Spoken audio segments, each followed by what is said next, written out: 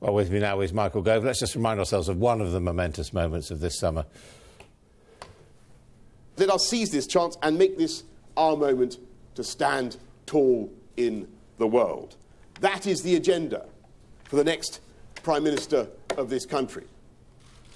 But I must tell you, my friends, you who have waited faithfully for the punchline of this speech, that having consulted colleagues and in view of the circumstances in Parliament, I have concluded that person cannot be me. So, Michael goes here. How did you feel when you saw that? I don't know. Did you watch it? I didn't watch it, but I heard about it. I was surprised that Boris had decided to withdraw, actually, at the time. I mean, you were the man, effectively, who brought it about, weren't you, going from his campaign manager to his rival? I think that there were a number of factors at work there, but it was certainly the case that my decision not to support Boris at the end, but to run myself, that obviously changed the dynamic of the leadership election. And then, at the end of that process, we found that Boris was Foreign Secretary, I was on the backbenches, but now that I am on the backbenches, I've got an opportunity to contribute to the debate about how Britain can shape its future in the European Union. But there was a certain amount of treachery there, wasn't there? I mean, people supporting you like Nick Bowles, taking away Boris's phones, not passing on his messages, conspiring with you to draw up lists of supporters. No. I think that that characterisation of things is wrong. I think that the way in which the decision was taken was inevitably difficult, but the way in which you've constructed the narrative, I don't think is well. So you don't think that there was betrayal on your part?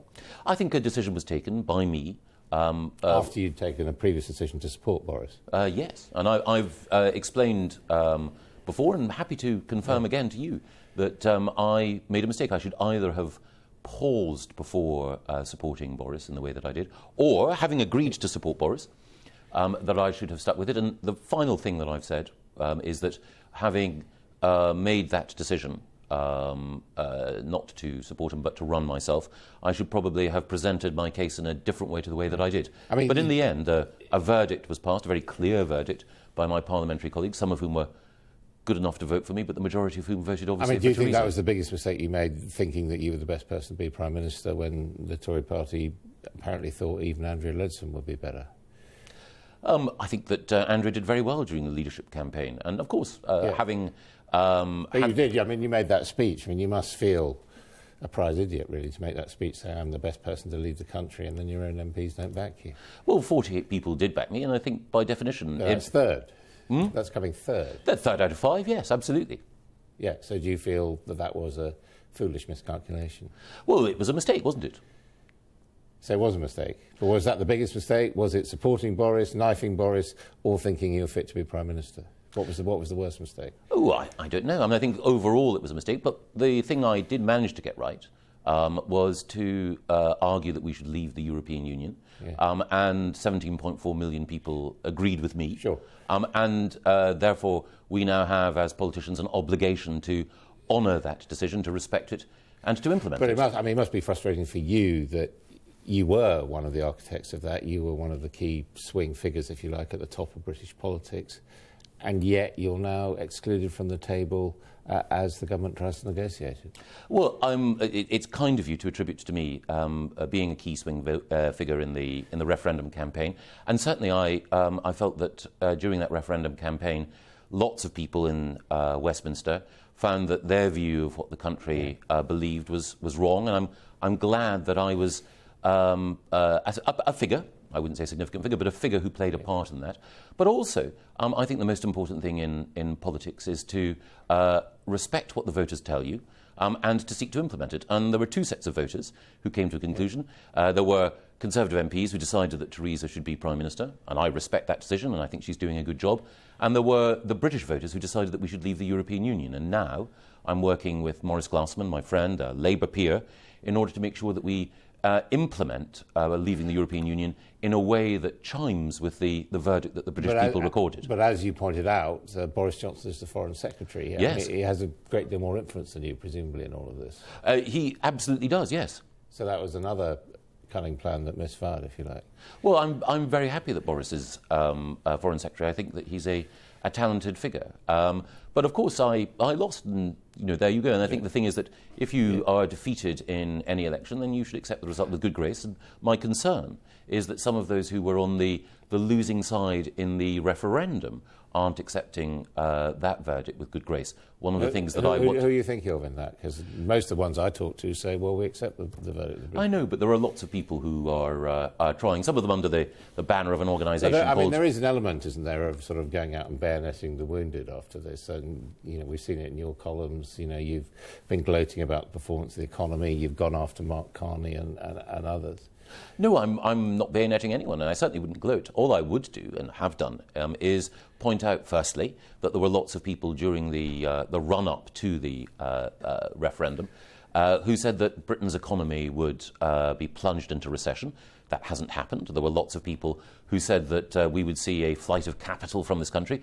That hasn't happened. I think in the papers today, GlaxoSmithKline are recording losing 30% of its value, which is not generally an international vote of confidence in our currency. Well, it has actually helped boost our economy. There are some people, including the former governor of the Bank of England, Mervyn King, who argued that sterling was overvalued beforehand, and it's certainly given a competitive edge to our economy. But there were lots of commentators, yourself included, Adam, who were, understandably fearful about the consequences of our leaving the European Union. And it's actually turned out, I hope you'll acknowledge, rather better than you predicted. There's some pluses and minuses, but overall... But would you acknowledge that you made a mistake? Overall, I think there's going to be an economic cost of Brexit, whether it's a good thing or a bad thing. But would you acknowledge that you made a mistake during the referendum campaign and that you called some things wrong? Oh, yeah, sure.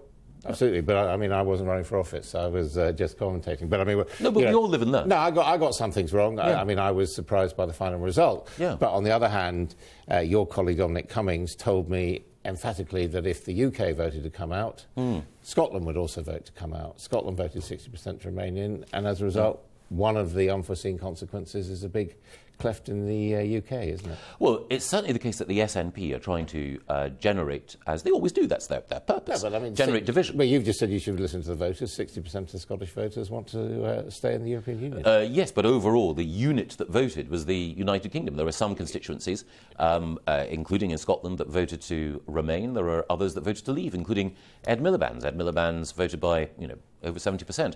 Ed, whom I respect, formidable politician, is nevertheless trying to say that we should stay in the single market, and he's trying to chip away at that mandate. Well, that's fair enough. That's a conversation, an argument we can have. But I think that Ed and others should respect that decision. But do you think the answer is hard Brexit, no single market, no customs union? Hard Brexit is a phrase that's used in order to try to make what is a liberation seem like a punishment. But I do believe that we should be outside the single market, absolutely, and that's what people voted for. And outside the customs union. I think that's probably going to have to be the case as well. They also voted for all that money going to the health service every week, which clearly isn't going to happen. That was a lie, wasn't it? It certainly was not. That is the accurate figure for the amount of money that the European Union controls. And I myself am in favour of increased NHS spending. But since I'm not the Health Secretary or the Chancellor of the Exchequer, I can't deliver that yet. But we may be able to deliver that when we leave. Your new group is going to focus on immigration. We understand. A range of issues, but that's the first one. It's long been an obsession, if you like, over Lord Glassman to a certain extent. How low is low, in your view? How low should net migration into this country be? Well, the purpose of the Commission is to ask the voters, to ask British citizens how they want our immigration system to work. I've got some broad principles, but I think it's properly respectful for me to outline what those principles are and then to listen in a conversation to what people say. And my first principle is that we should have a fair migration policy so that we shouldn't discriminate in favour of any particular set of countries. And, would you support the less than 100,000, for example? Well, I think it's important that eventually Parliament decides and then we can have a vote at the next election on it. The Prime Minister wants to bring it down to that level. I can completely understand why. But at this stage, my view is let's have a broad debate about what our economy needs and also what we need to do in order to help refugees, and then let's come to a conclusion then. So I wouldn't want to preempt the result of the conversation that Maurice Glassman and I want to have with voters. And as someone who's focused quite a lot on education, do you think that students should be included or omitted from any target? I've got an open mind on that. So in that sense, you're closer to Philip May, perhaps, than to Philip Hammond than you are to Mrs May. Well, I have an open mind. I mean, part of the purpose of, as I say, this conversation is to say, how can we construct an immigration policy that allows people to come here to study and to work, but in numbers that we control and that we can benefit from?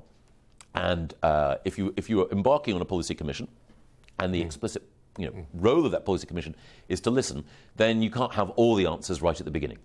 You can't have that, but at the same time, you listen to universities around the country, they are really crying out in pain at the economic consequences of all this for them. Well, there are swings and roundabouts. I mean, I think that there are certain opportunities that universities have, not least to get more money from foreign students when some of the rules change. But ultimately, we need to ensure that we have a migration system that allows people who genuinely want to come here to study, and whom universities can, in all conscience, offer a proper place to come here. But we obviously need to be in a position where there's democratic control over that process. So a lot still to be heard from you. Thanks very much, Adam. Thank you. Thank you.